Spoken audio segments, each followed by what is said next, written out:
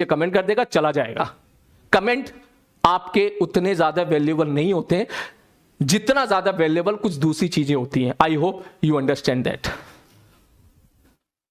बात समझ में आ रही है?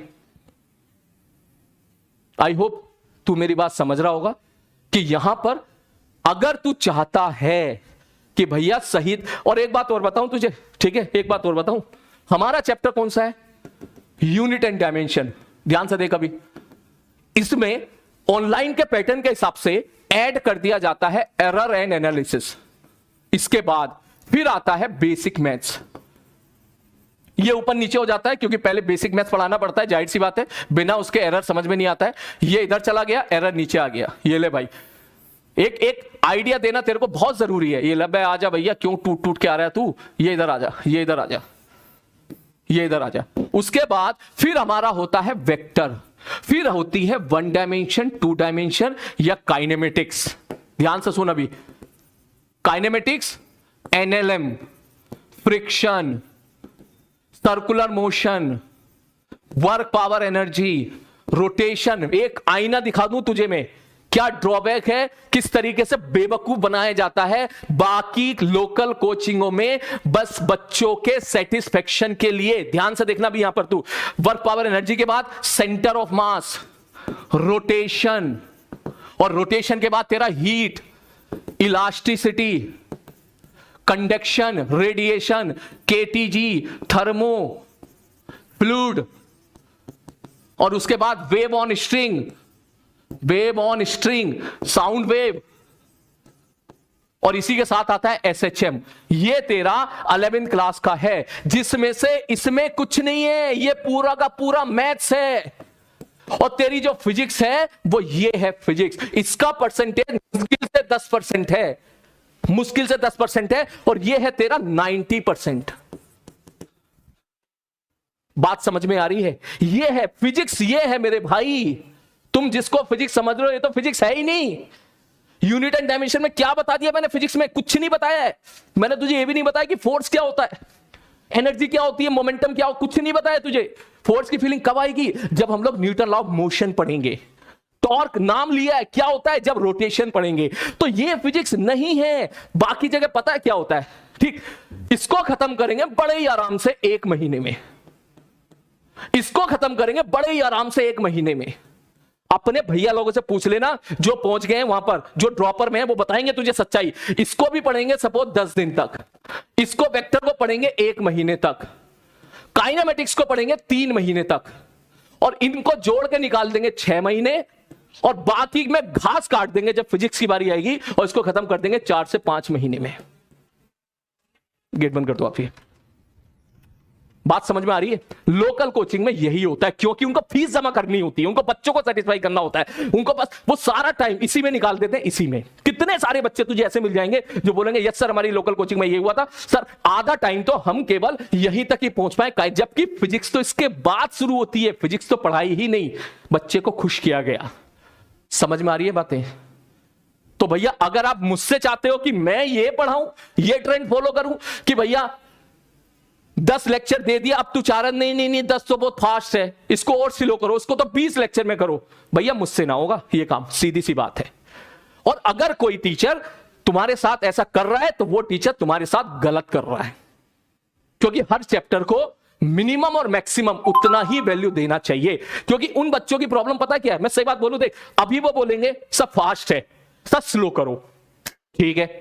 जो एक होता है सेटिस्फेक्शन वाली पढ़ाई, टीचर कहेगा चल ठीक है slow slow slow, teacher slow हो गया, उनके हिसाब से स्लो हो गया एकदम, उन्हें इसी हिसाब से पढ़ाया। और फिर जब 3-4 महीना बीत गया, अब बच्चा कहेगा अरे सर ये तो मतलब सिलेबस तो बहुत पढ़ रहा है सर, सिलेबस पीछे चल रहा है, फास्ट पढ़ाओ फास्ट पढ़ाओ।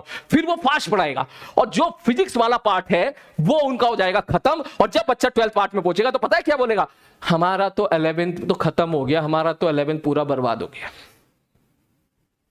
क्योंकि आप लोगों ने टीचर को पढ़ाने ही नहीं दिया उस लेवल का, उस तरीके से जिस तरीके की डिमांड है। आपने अपना सेटिस्फेक्शन के लिए टीचर को पढ़ाया। मैं एक बात तुझे बता देता हूं यहां पर, एक होती है सेटिस्फेक्शन वाली पढ़ाई,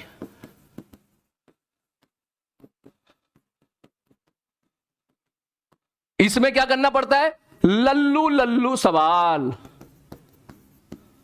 स्पून फीडिंग,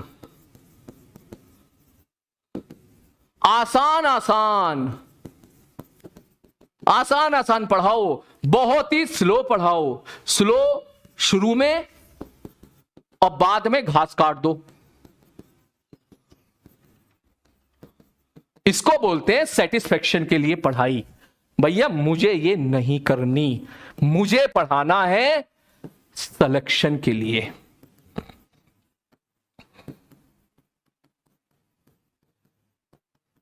सीधी सी बात है। मैं यहां पर 10वीं 11वीं क्लास में जो स्कूल में जाने वाले बच्चे जिन्होंने ये पहले से सोच लिया कि हम तो नहीं पढ़ेंगे, हम अपने मास्टर को 1000 रुपए महीना देंगे, इसे उससे 10 महीने में 10,000 रुपए महीना देंगे, उससे बढ़िया है कि हम यहां पर जो है ना 4000 में कोर्स खरीद लेते हैं, 6000 रुपए बच गए। सॉरी टू से दैट, अगर यही सच्चाई है ना अर्जुना बैच की, तो सॉरी, ये बैच हो सकता है मेरी लाइफ का लास्ट बैच हो।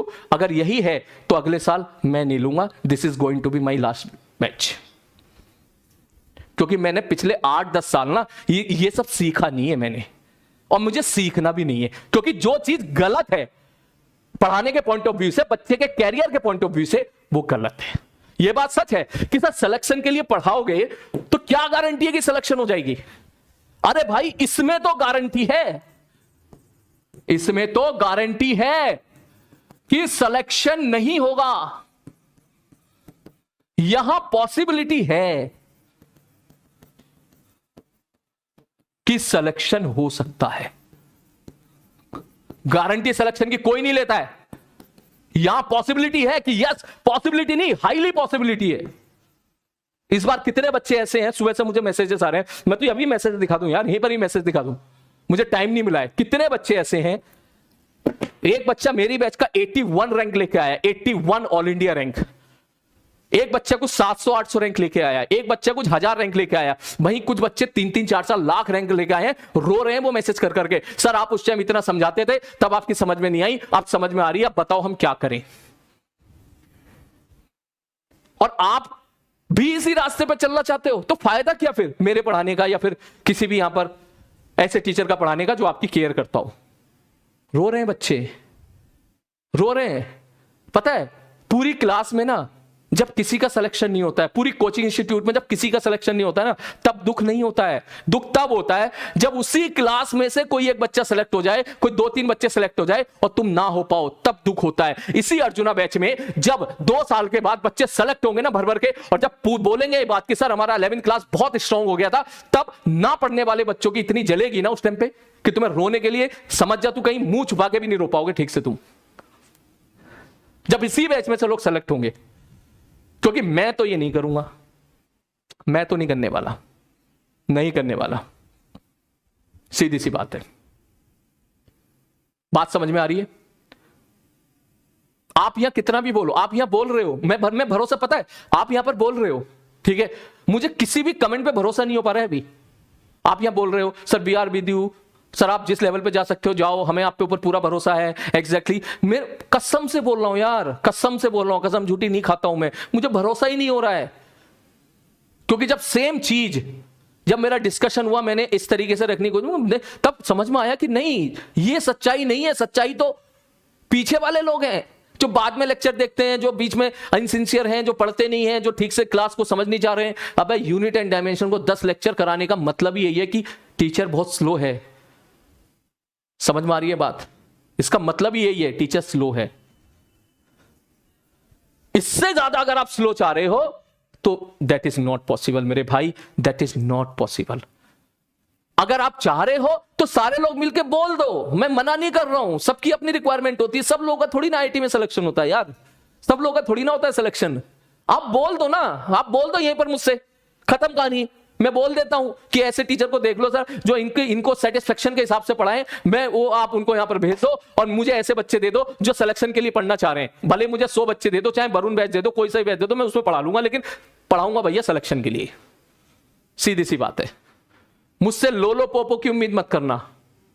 बात समझ में आ रही है? मैं डिफरेंट टाइप ऑफ टीचर हूं। मैं बच्चों को खुश करने के लिए नहीं पढ़ाता हूं कभी, मैं सिलेक्शन के लिए पढ़ाता हूं, क्योंकि मुझे पता है एक बार सिलेक्शन हो जाएगा ना तेरा, उसके बाद तू खुशी देखना, तेरी तो तेरी, फैमिली की खुशी देखना। मैं उसको एंजॉय करता हूं और मुझे सुबह से खुशियां मिली हैं, बहुत सारे मैसेजेस मिले हैं मुझे। और एक तो अपने ऐसा नहीं है कि सर ऑफलाइन से मिला, ऑनलाइन से भी मिला है, ऑनलाइन से भी मिला है। मैं अभी तो ये मैसेज दिखाऊं, उसका भी एक बहुत ही वैसा लड़का था, उसकी भी 90 परसेंटाइल आ गई, और वो बच्चा तो यूट्यूब से पढ़ा, उसके तो मैसेज आए मुझे कि सर जो है, सर मैं यूट्यूब की आपकी वहां की क्लास से पढ़ा था, उससे बहुत, ये ले ऊपर ही देख ले, 4200 इस बच्चे ले ऊपर ही मैसेज आया हुआ है। ये जो भी लड़का इधर ध्यान से देख ले, ये मैसेज में दिख रहा होगा तुझे यहां पर, क्या है ये? हाँ विनीत कितना आया? सर इस बार 99.65 आए हैं परसेंटाइल, 4200 रैंक। अभी मैसेज खोला ले, एक मैसेज तेरे सामने आ गया। ये तो झूठ नहीं है ना, ये तो झूठ नहीं है ना। ले शायद दिखाना हो, अब दिख जाएगा तो। मैं सोच रहा ये भी, हाँ इसमें शायद ब्लरिंग हो रही है, देख ले भाई, अबे दिख जा भाई, ये रहा, शायद ब्लरिंग का इशू है, तू मान जा मेरी बात, मैं यहां पे सही बोल रहा हूं, जो भी बोल रहा हूं दिख जाएगा तो अच्छी बात है। ये 4200 रैंक आई भी है इसकी। ऐसा एक नहीं, अभी मैं मैसेज स्क्रॉल करूंगा, मेरे पास वक्त नहीं मिल रहा, बहुत सारे मिलेंगे मुझे यहां पर। बात समझ में आ रही है? मैंने दुनिया इन्हीं बच्चों के बीच में बिताई है, समझ में आ रहा है बात? मेरी दुनिया इन्हीं बच्चों के बीच में गुजरी है, जो 4000 रैंक लेके आते हैं, 3000 रैंक लेके आते हैं, 1000 रैंक लेके आते हैं, 500 रैंक लेके आते हैं, 100 रैंक लेके आते हैं, 1 लाख भी लाते हैं। बात समझ में आ रही है? तो मुझे पता है किस लेवल पे सिलेक्शन होता है, किस लेवल पे सिलेक्शन नहीं होता है। ये बड़ा अच्छा एग्जांपल मिल गया। फोन ओपन किया मैंने, देख तुरंत उसके 4200 रैंक निकल के आई अभी। वरना तुझे लगता है सर ऐसी हवा में बोल रहे हैं, बिल्कुल यूं बोल रहे हैं सर, ऐसा क्या है, ये वाली बात है। तो मेरे दोस्त, और ये सब प्रॉब्लम, मैं सही बात बताऊं, उन 10% बच्चों की नहीं है। प्लीज डोंट टेल मी कि सर आप उन स्पैमर की वजह से आप ऐसे कर रहे हो, या उनकी वजह, नहीं, उनकी वजह से नहीं है प्रॉब्लम, उनका तो काम है ये, वो अपना काम कर रहे हैं ईमानदारी के साथ, आप नहीं कर रहे हो ईमानदारी के साथ। समझ में आ रही है बात? तो इन दैट केस आपको ईमानदारी शो करनी पड़ेगी। और मैं एक अल्फाज अगर मैं बोलूं सीधा, तो सारे अच्छे और पढ़ने वाले बच्चों को बोलना पड़ेगा, बोलना पड़ेगा। आप अगर शांत रहोगे तो वही बच्चे हावी हो जाएंगे, और फिर जो रिजल्ट निकल के आएगा, फिर रिजल्ट वैसा ही निकल के आएगा। मैं घाटे में नहीं रहूंगा, देख मुझे कोई फर्क नहीं पड़ रहा, सीधी बात है। तुझे अगर ये लग रहा हो सर आप नाम के लिए पढ़ा रहे हो, नहीं भैया, मैं जानता हूं मेरी बात, इस बात को, हर नाम वोलाटाइल है, ठीक है? नाम के लिए नहीं पढ़ा रहा हूं, मेरा पढ़ाना पैशन है, इसलिए मैं पढ़ा रहा हूं। बात समझ में आ रही है?